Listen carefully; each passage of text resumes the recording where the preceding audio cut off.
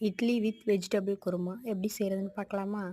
நீங்கள் இப்போ தான் நம்மளோட சேனலை ஃபஸ்ட் டைம் பார்க்குறீங்கன்னா மறக்காமல் சப்ஸ்கிரைப் பண்ணிட்டு பாருங்கள். இது மாதிரி ஃபுட் வீடியோஸ் நம்ம சேனலில் அடிக்கடி அப்லோட் பண்ணுவோம்.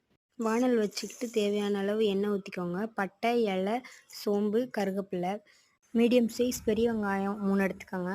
கொஞ்சம் பெரிய சைஸில் 2 தக்காளி எடுத்துக்கோங்க. தேவையான அளவு உப்பு போட்டு நல்லா வதக்கிக்கோங்க.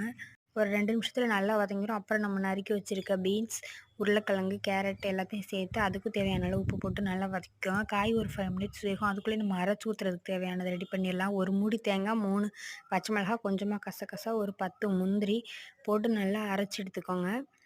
5 மினிட்ஸில் காயும் நல்லா வெந்துருச்சு. இப்போ நம்ம அரைச்சி வச்சுருக்கதையும் இதில் சேர்த்துக்கலாம்.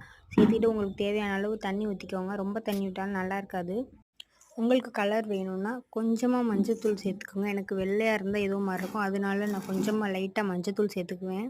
ஒரு 5 ஆர் 10 மினிட்ஸ் நல்லா கொதிக்க விட்டு கொத்தமல்லி குட்டி குட்டியாக நறுக்கி மேலே தூவிட்டு ஆஃப் பண்ணிடுங்க. சூப்பரான vegetable kurma ready.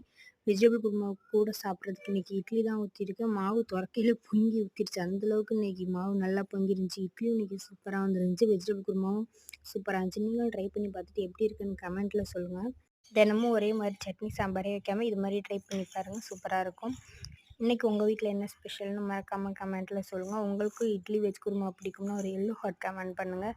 Thanks for வாட்சிங். இந்த மாதிரி ஃபுட் வீடியோஸ்க்கு நம்மளோட சேனலை மறக்காமல் ஃபாலோ பண்ணிக்கோங்க.